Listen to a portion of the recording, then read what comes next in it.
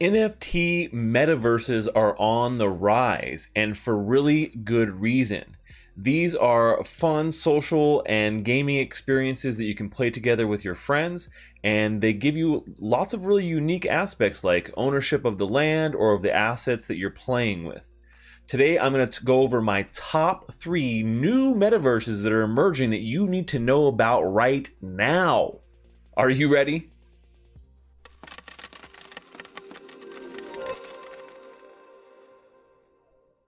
Well, hey there, crypto friends. Thanks again for joining me. So today we're talking all about the metaverses. There are already quite a few crypto-based NFT metaverses out there. I'm sure you've probably heard of Decentraland. Maybe you've heard of the Uplift, which is on Wax. And there are quite a few other ones out there that are clamoring to get out there and actually be used, like the Sandbox. It's one of the big anticipated ones I talk about all the time on my channel. But there are a lot of other metaverses that have been popping up lately that have some really cool, unique features and are really shaping up to be pretty interesting projects. And so I wanted to put a highlight on some of these NFT game metaverses that you may not know about, that you want to give a check out. But before we get into all that, if you love gaming, NFTs, and earning money in crypto, that's right, earning money in crypto with games, then make sure you subscribe to my YouTube channel and smash that like button if you want to continue to maximize your gaming and NFT profits with me. Okay, so let's jump into all of these metaverses. These are my top 3 upcoming or brand new metaverses that are emerging, and they all have they're very different. All of them are very different. The first one we're going to talk about is called Treeverse.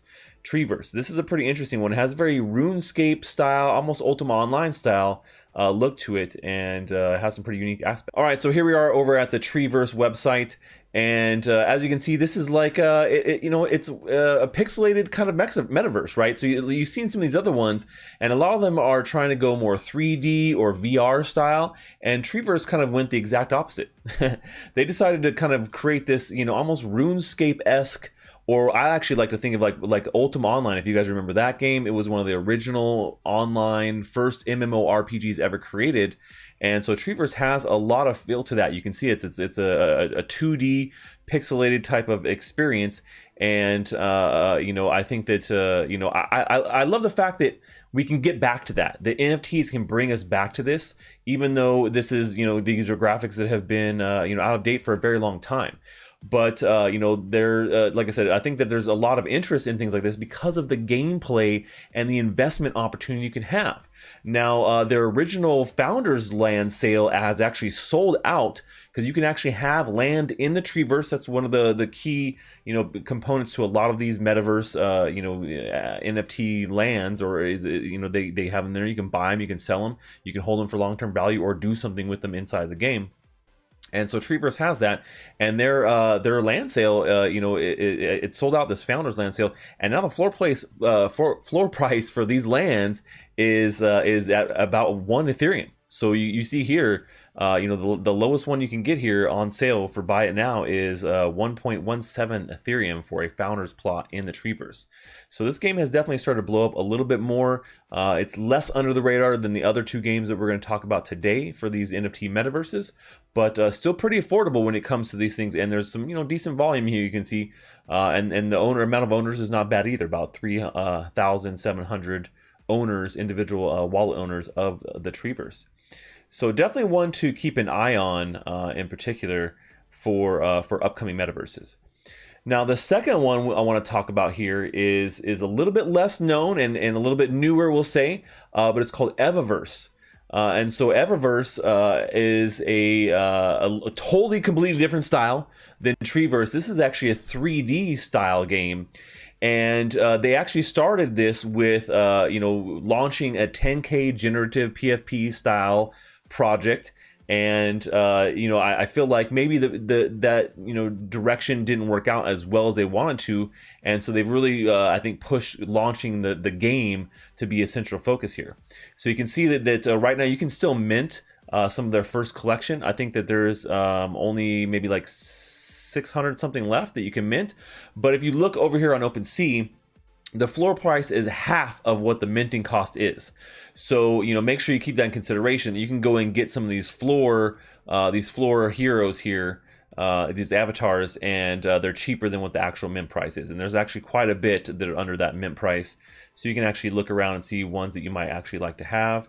I don't see any with the mustache here. Oh, here's one with the beard, but I know I've seen one with the mustache. Where's the one with the mustache? But they have a bunch of different attributes, and but this is actually, you know, part of the game that they're going to have come here. And you can see each one of these avatars.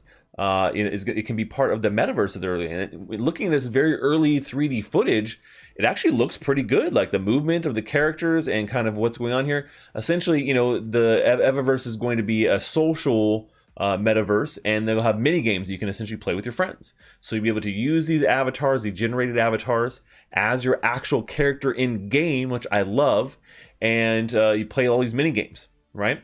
And one of the other cool aspects of Eververse is that they have you know, kind of a community DAO that's going to help decide the direction of the development of the game.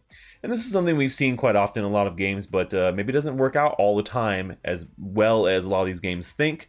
So hopefully the DAO aspect of this game does work out for them in the end. But I do think that there is quite a bit of potential here. And this game is already up on Steam, so you can already put it to your wish list. As you can see here, they have a bunch of screenshots and the same footage we were just looking at. You know, we're looking at this to hopefully be released soon. It says a release date of August 2nd, so they've definitely blown well past that. I'm not exactly sure when they're slating to launch this, given the fact that they haven't updated their Steam yet. But definitely something that seems pretty interesting, and a metaverse that is, you know, pretty 3D looking and pretty good in that kind of respect. Like, it has a good look to it. So that is my number 2, is Eververse. So definitely check them out. And you know, they did have a sale here recently of their turtle companions. These are like companion NFTs, and they were only 5,000 generative turtles, and they actually sold out already. So I think that the price point on these was maybe a little bit lower. It doesn't say exactly what they are here right now. But these did sell out, and so there's a bunch of different variations and traits for them. So there is some interest in the game, and they do have, let me see how many owners they have here.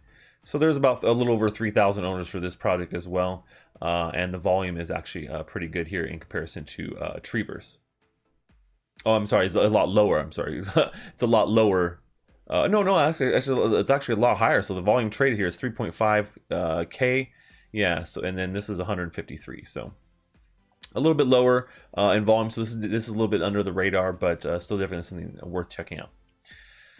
So when we kind of round out the top 3 here that we're talking about, the last one that I want to talk about is Tezotopia.